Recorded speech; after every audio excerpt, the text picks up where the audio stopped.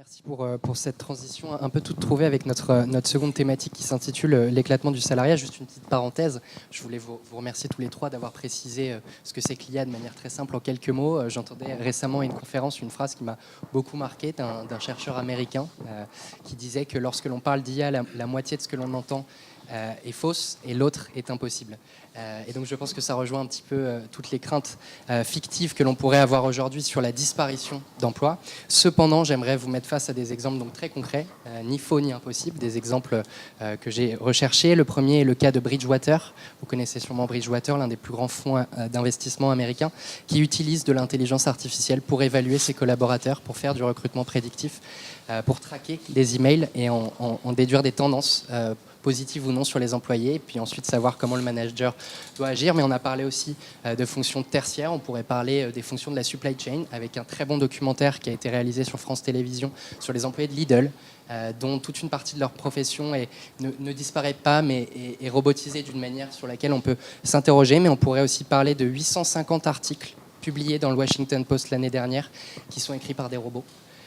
Et puis on pourrait parler aussi des cancérologues, par exemple, qui utilisent des intelligences artificielles très développées pour établir des diagnostics. Alors, ma question ici est un petit peu, certes, peut-être qu'il ne faut pas avoir peur outre mesure de l'intelligence artificielle, mais comment, du moins, on peut faire évoluer nos professions. Si je suis médecin, si je travaille dans la supply chain, si je suis journaliste, est-ce que la version utopiste est de dire super, je suis libéré des tâches de base et des tâches qui ont peu de valeur ajoutée, je peux me concentrer sur le fond. On a parlé de l'accompagnement du médecin tout à l'heure. Ou est-ce qu'il faut avoir une vision très dystopique de dire finalement, eh bien, moi, si je suis médecin, je n'aurai peut-être pas les capacités de développer des compétences d'ingénieur, ou si je suis comptable, devenir data analyst risque d'être compliqué. Quelle est un petit peu la posture qu'on peut avoir et quelles sont les postures des institutions aussi, Monsieur Combrexel, sur ces sujets? Je ne suis pas sûr qu'il y ait des postures des institutions. C'est-à-dire je pense que c'est chaque profession qui doit s'interroger sur ces questions. Et donc, je parlais tout à l'heure des DRH, et les professions juridiques et autres. Et donc, moi, c'est ce qui a été dit. C'est-à-dire, il y a à la fois, il faut être dans les différentes professions, il faut être en capacité de gérer l'intelligence artificielle. On parle des radiologues, par exemple. C'est sûr que le métier de radiologue va être très différent, n'aura plus grand-chose à voir avec ce qu'il est actuellement. Une grosse partie de la fonction actuelle de radiologue sera gérée par l'intelligence artificielle. Sauf que ça ne veut pas dire pour autant que les radiologues vont disparaître. Ça veut dire simplement que le radiologue devra disposer d'une capacité, d'une formation qui lui permettra d'ajouter une plus-value par rapport à ce que les données que lui produise la machine. Et donc, je pense que ça veut dire très concrètement que l'ensemble des formations l'ensemble des formations qui sont délivrées pour l'exercice des métiers sont un peu je ne parle pas des formations qui sont, mais disons que globalement, sont des formations qui actuellement font encore l'abstraction de ça. C'est-à-dire que c'est la formation de base, alors qu'en réalité, c'est ce que vous disiez, c'est-à-dire que maintenant, il faut dire qu'il y a des choses qui peuvent être délivrées par l'intelligence artificielle, il faut savoir utiliser au mieux, les questionner au mieux, et il faut aussi que les professionnels soient formés à la plus-value par rapport à l'intelligence artificielle. Alors ça, c'est facile à dire comme ça dans une réunion de ce type, mais on voit bien que ça bouleverse quand même totalement l'exercice des métiers, les conditions dans lesquelles les métiers sont exercés, etc. Donc, et la formation initiale et la formation ensuite continue. Parce que ça veut dire que avant la formation continue, on disait bon, c'est quelque chose, c'est une sorte d'accompagnement. Maintenant, la formation qui aura été délivrée en une année, 3 ans après, elle sera complètement dépassée par rapport à... Voilà. Donc il y a des bouleversements complets à la fois de la formation et de l'exercice des métiers. Merci. Alors moi, sur déjà un petit premier point, là j'ai des points, là, ça va être mieux.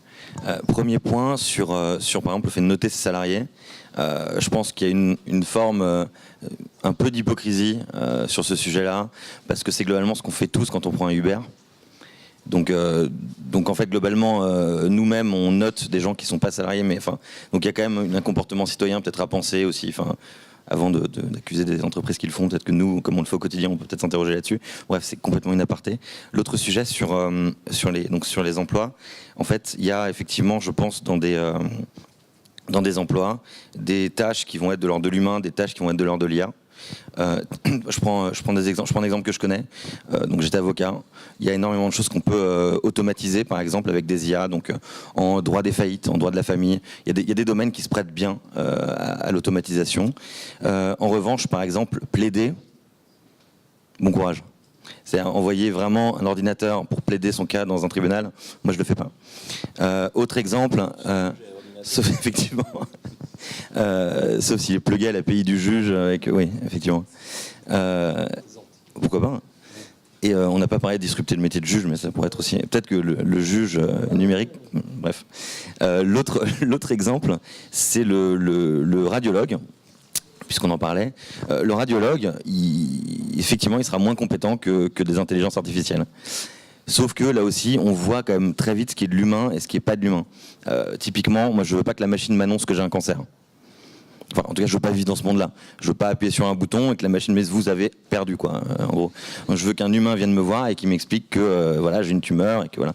Alors, c'est des détails, hein, c'est un peu idiot, mais c'est justement ce qui est de l'ordre de l'humain et ce qui est de l'ordre de l'intelligence artificielle. Et ça, en fait, c'est un peu subtil. Donc du coup, et puis par ailleurs, ce que je disais tout à l'heure sur la somme des intelligences individuelles, c'est que pour que l'algorithme soit capable de détecter une tumeur, il faut que des dizaines, des centaines, des milliers de radiologues en amont aient appris à la machine à quoi ressemble telle tumeur, telle tumeur, telle tumeur, telle tumeur, telle tumeur. Donc peut-être que le boulot des radiologues sera de se réunir à l'occasion d'un grand congrès mondial annuel de radiologie pour améliorer encore les outils qui existent et qu'ils passeront plus de temps à parler avec leurs patients. Faire de la peinture, par ailleurs, je sais pas, peut-être qu'ils travailleront moins, en fait. C'est peut-être ça quand même le but au départ. On avait une citation sur ce sujet avant de commencer la conférence, me semble. Voilà. Et le quatrième point que je vois, c'est qu'en fait, ah oui, ok, j'ai un autre point après. Il n'y a pas forcément ce qui est marrant, c'est que l'intelligence artificielle vient créer des distinguos, justement pas forcément en fonction du niveau de compétence, du niveau d'études. Typiquement, je parlais tout à l'heure du personnel soignant, qui est moins disruptable que le chirurgien, qui a un meilleur niveau d'études. Donc voilà, c'est quand même un peu subtil à ce niveau-là. C'est pas forcément lié. Il y a des boulots qui demandent beaucoup d'années d'études, qui vont se faire dégager très rapidement, d'autres qui demandent moins d'années d'études, dont on aura toujours besoin. Et le dernier point que je vois moi, et c'est un mouvement qui est aussi en relation avec ce qui se passe dans le monde du travail, c'est que aujourd'hui, il y a un distinguo qui se fait entre. Alors, il y a des gens qui parlent entre les gens intelligents et les gens bêtes. C'est un sujet qu'on entend beaucoup en ce moment. Je ne vais pas du tout prendre ce sujet-là, enfin, cet angle-là, je trouve ça un peu absurde. Mais en revanche, il y a un distinguo qui va se faire de plus en plus entre, et c'est un peu dur ce que je veux dire, mais les gens qui ont besoin d'un emploi et les gens qui n'en ont pas besoin. Et globalement, cette distinction-là, vous allez la retrouver entre les gens qui sont moins qualifiés et les gens qui sont très qualifiés. Pourquoi je dis ça ? Parce que quelqu'un qui est très bon dans son domaine, aujourd'hui, il va faire du freelance, globalement. Nous, au Wagon, par exemple, on a des profs qui sont top. Je les ai suppliés d'être salariés pour rentrer dans la légalité. Je les ai suppliés d'être salariés. Donc, mon point, c'est qu'aujourd'hui, si vous êtes excellent dans votre domaine, si vous êtes très bon, vous faites ce que vous voulez, vous bossez pratiquement d'où vous voulez, pour la rémunération que vous voulez et quand vous voulez. Voilà. Et ça, c'est un luxe absolument génial. Et ça devient tellement important, ce phénomène de freelance, etc., que, enfin, il y a même quand même un job qui vient de se créer, qui est le Chief Freelance Officer. C'est-à-dire que dans des grosses sociétés, c'est des gens des RH, en fait, qui se forment à ça. C'est des gens dont le boulot, c'est de gérer une flotte de freelance. Et voilà. Et donc, moi, ça, c'est un truc que je vois un peu émerger, qui est un distinguo entre les gens qui ont vraiment besoin d'un emploi, d'un contrat de travail, et les gens extrêmement qualifiés qui, en gros, s'en fichent totalement parce qu'ils auront toujours du boulot. Et ça devient un petit peu plus clivant, je trouve. Wow, plein d'idées, hein. C'est passionnant, c'est passionnant. Alors c'est rigolo parce que dans les études qu'on a pu faire sur les freelances, alors c'est vrai qu'il y a ceux qui ont la possibilité de choisir et puis il y a aussi les freelances qui pour les DRH sont des variables d'ajustement. Donc en fait je pense que voilà, on peut pas généraliser. Ça dépend des secteurs d'activité, ça dépend en même temps des métiers et c'est très difficile de donner comme ça des généralités parce que très souvent dans la multitude Oui, bien sûr. Non, ce que je veux dire, c'est qu'en fait, la question, c'est comment de nouveaux modèles économiques du travail doivent être pensés au sein de l'entreprise et déclinés grâce à la loi dans les organisations pour pouvoir arriver à ce qu'on appelle en RH, qui est un principe de base, qui est l'équité. C'est l'équité, ensuite la confiance et ensuite, bien entendu, le développement. Donc, comment arriver à faire en sorte que quand pour le même travail, vous allez avoir un freelance, un salarié et peut-être demain, en fait, un prestataire qui aura un autre statut, qui viendra d'une autre entreprise, qui sera par exemple un transfert de compétences, comment vous allez arriver à développer le même engagement alors qu'ils vont être sur des rétributions différentes, sur des avantages en nature différents, sur des objectifs d'évolution différents, etc. Donc, il y a un vrai sujet RH. Donc, le deuxième sujet, c'est que c'est vrai, vous avez raison, en RH, on est au cœur, vraiment au cœur de la problématique de l'intelligence artificielle parce qu'on peut aujourd'hui scanner des CV avec de l'IA, on peut faire de la gestion de carrière avec de l'IA. On a rencontré des startups en Asie qui nous expliquaient qu'en fait, ils arrivaient à faire de la gestion de conflits et de prévoir en amont qui allait avoir un conflit avec qui, et en même temps, surtout, on est capable, grâce à l'analyse de données, de savoir qui va quitter l'entreprise. Voilà. Donc on a en RH mais un champ de transformation qui est extraordinaire. Et donc là, il y a deux objectifs. C'est d'abord comprendre tous ces champs de transformation. Deuxièmement, adapter les process et adapter les mindsets.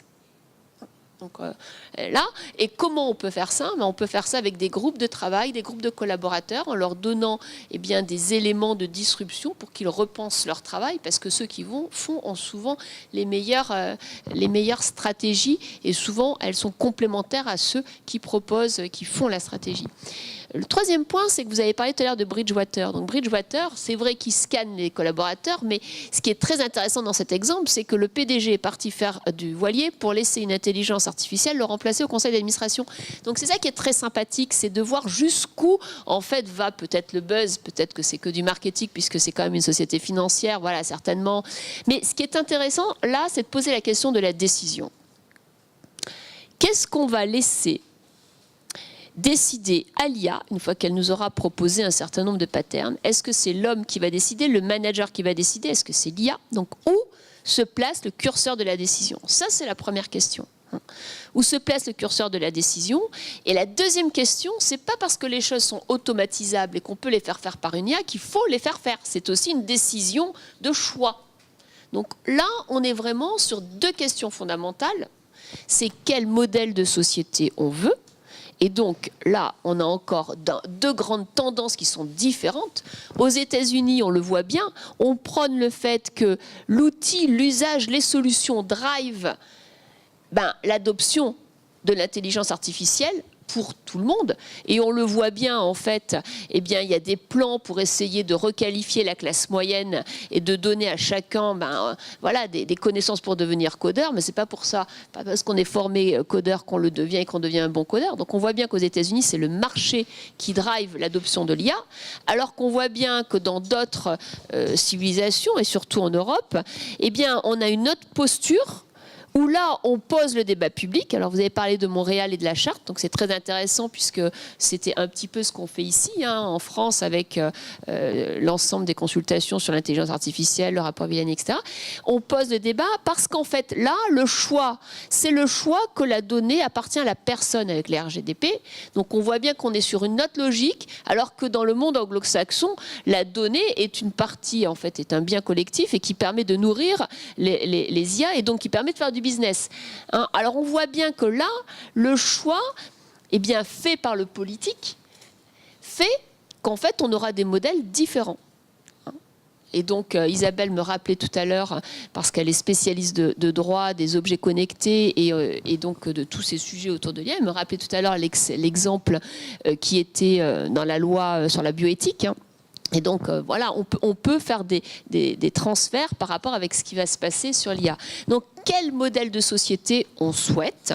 Est-ce qu'on souhaite un modèle de société où la donnée appartient au collectif et permet de nourrir le business et donc permet de développer une société où on va faire des innovations, voilà. Donc ça, c'est le choix américain, c'est le choix chinois. Ou est-ce qu'on veut une société où la donnée appartient à l'individu? Et là, eh bien, autant on ne peut pas faire, comme la loi bioéthique, des expériences sur du clonage, puisque c'est interdit, autant si on ne fait pas des expériences sur la donnée, on risque d'avoir un différentiel de compétitivité sur l'intelligence artificielle. Donc voilà, donc c'est vraiment des questions éthiques qui seront politiques et qui ensuite, bien entendu, vont être régies par la loi et arriveront dans les entreprises qui se posent avec cette question d'IA. Justement, peut-être une dernière question à Monsieur Combrexel sur cette thématique avant de passer à la troisième. Un point qui saute aux yeux, à mon sens, dans vos discours, c'est la protection sociale. En fait, finalement, c'est le droit social, aussi bien d'un côté pour les travailleurs indépendants que pour les salariés.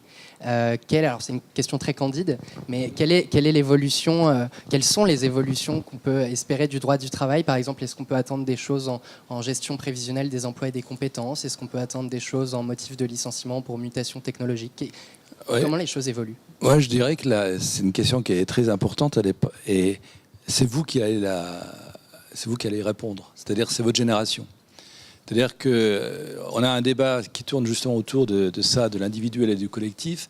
Alors, le problème, c'est notamment en France, le débat a été totalement pollué par des considérations soit idéologiques, soit juridiques, et on oublie l'essentiel. C'est-à-dire que le choix qui va se passer, mais c'est vous qui aurez à le traiter, votre génération. C'est, imaginons qu'on soit une entreprise, je sais pas, l'entreprise Nouma, et est-ce qu'on considère, c'est ce que vous disiez, est-ce qu'on considère que cette entreprise devrait être gérée sur un mode individuel, c'est-à-dire que, et notamment que les meilleurs d'entre vous, vous allez gérer individuellement avec l'employeur dans des systèmes de contrats qui sont soit des contrats de travail, soit pas des contrats de travail, des contrats de prestation de services, de freelance. Donc, struggle for life pour chacun. Donc, mais juridiquement, ça se traduit par du contrat individuel. Ou est-ce qu'on considère, au contraire, que l'entreprise doit être organisée sur une base qui est une base collective? Ce point-là, c'est pas quelque chose de purement théorique. Si on n'arrive pas, par exemple, à négocier en ce moment la directive sur le temps de travail, c'est parce que les États européens se battent sur cette question-là. Autrement dit, sur la question de la durée du temps de travail, est-ce qu'on considère dans une entreprise que c'est quelque chose qui doit être géré collectivement dans le cadre d'un accord collectif, ou est-ce que c'est chacun qui va aller voir le DRH, alors, qui aura peut-être des bases de données dans tous les sens, qui va dire, voilà comment je négocie mon contrat. Et ça, cette question-là, alors je ne suis pas là pour vous parler des réformes en cours, mais cette question-là, si vous oubliez un peu tout le fatras qu'il y a autour de ces questions-là, et le fatras notamment aussi juridique, parce qu'à force de poser les questions en termes juridiques, on oublie l'essentiel. C'est-à-dire, est-ce que votre génération, vous préférez un mode de gestion individuel ou est-ce que vous préférez un mode de gestion collectif? Et ça, alors, il ne s'agit pas de dire ça sera tout individuel ou tout collectif, parce qu'on sait bien que les choses sont plus compliquées que ça, mais quand on pense à la question de la protection sociale, autrement dit, est-ce que c'est chacun qui choisit sa mutuelle ou est-ce que c'est l'accord collectif qui dit quelle est la mutuelle qui s'applique? Est-ce que ça s'applique pas simplement aux salariés au sens strict, mais ça s'applique aussi aux gens qui ont un statut de prestataire de services? Ça, ces questions-là, elles sont politiques, mais politiques pas au sens politicien tel et tel parti. C'est vraiment des questions politiques, voire presque philosophiques qui sont derrière. Et je dirais que là où il faut que vous fassiez attention, c'est que, comme ça a été dit, l'intelligence artificielle, surtout vis-à-vis des plus performants, pousse vers la prestation de services, le freelance, etc. Donc il y a beaucoup de choses qui poussent vers l'individualisation, mais c'est pas neutre. C'est pas neutre, c'est-à-dire que ça a des conséquences. Ça aura des conséquences sur... Et vous aussi, je pense que vous avez une génération, là je ne vais pas faire non plus des considérations sur la génération Y, Z et tout ça, mais disons globalement, disons que c'est une génération qui va plutôt vers l'individualisation. Et la question, c'est est-ce qu'on plutôt on arrête en disant il faut un niveau de gestion collectif, ou est-ce qu'on laisse aller les choses, va vers l'individualisation, la prestation de services, etc. Mais ça, c'est quelque chose que votre génération a traité. Et à l'inverse, ce que j'allais dire, et pour compléter ce sujet, Romain, tout à l'heure vous parliez de cette notation des chauffeurs Uber. Est-ce qu'on n'est pas aussi en mesure d'avoir des attentes sur ce qu'on a le droit de faire vis-à-vis de ces plateformes, c'est-à-dire par exemple avoir des données de leur part, comprendre exactement comment elles les traitent. C'est un petit peu ce qu'on a dit sur le RGPD tout à l'heure, mais jusqu'où finalement on peut attendre des choses de ces algorithmes-là, jusqu'où on peut se projeter? Alors ça c'est une question... C'est une question large, mais globalement, enfin, moi, il me semble que la façon, enfin, c'est le Far West encore, donc il me semble qu'aujourd'hui, enfin, nos données, elles sont utilisées un peu n'importe comment par n'importe qui. Donc ouais, non, ça me paraît évident qu'on ait un droit de regard sur nos données, sur ce qui est collecté, etc. Et même a fortiori, en fait, si on regarde un petit peu ce qui arrive avec les technologies de blockchain, etc., enfin, ce genre de choses, type Ethereum.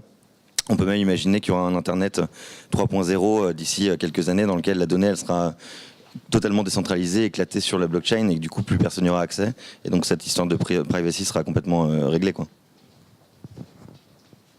Allez hop. Cécile, peut-être un mot. C'est le prochain débat, la blockchain? Non, du tout, mais peut-être un mot pour compléter sur cet éclatement un petit peu du salariat, ces freelances, ces slashers, comme souvent les appellent, ces personnes qui multiplient les missions en freelance, en auto-entrepreneur. Peut-être un commentaire là-dessus. Que dire que c'est un magnifique sujet pour les DRH, hein. C'est un magnifique sujet parce que ça interpelle toutes les thématiques de la fonction RH, c'est-à-dire le recrutement, la formation, le développement des carrières, la GPEC, la reconnaissance et puis aussi comment on s'en sépare. Donc il y a vraiment un vrai sujet. J'ai pas d'idée, de point de vue spécifique sur ces nouveaux contrats, si ce n'est qu'il va falloir travailler sur la coexistence. Parce que je pense à quelque chose auquel on pourrait faire le parallèle. Vous savez, dans le livre, on a beaucoup travaillé sur les lieux.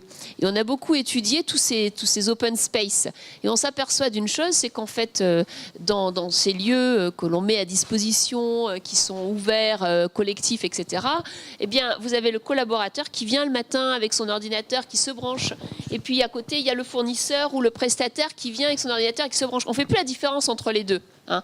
Et à un moment donné, le problème, c'est qu'il y a des engagements du collaborateur parce qu'il se dit, si moi je suis traité comme le fournisseur, je vois pas pourquoi je serais fidèle à cette entreprise et je lui donnerai autant que ce que je donnais avant. Donc la question avec la multitude des contrats, elle est la même. C'est-à-dire comment, en termes de RH, on va pouvoir continuer à développer un engagement alors qu'on aura des critères qui sont liés au recrutement, à la reconnaissance, au développement qui seront différents. Donc c'est un vrai sujet humain et je vous rejoins complètement. Quand on parle d'intelligence artificielle, ce qui est évident, c'est qu'on va parler encore de plus en plus d'humain et c'est peut-être ça qui est intéressant, c'est qu'en fait on va repenser nos métiers, nos compétences ou quelles sont les valeurs humaines qui nous drivent, sur lesquelles on veut vraiment capitaliser et partager. Et donc c'est vrai qu'en fait l'intelligence artificielle pour le médecin va détecter, parce qu'elle sera très bonne dans la reconnaissance, elle sera très bonne dans le diagnostic. Est-ce que vous voulez que ce soit un robot qui vous annonce une maladie? Je pense que là, il y a un point commun qui est l'intelligence de la situation, hein, l'intelligence de la situation qui restera le cœur de l'humanité et de l'humain.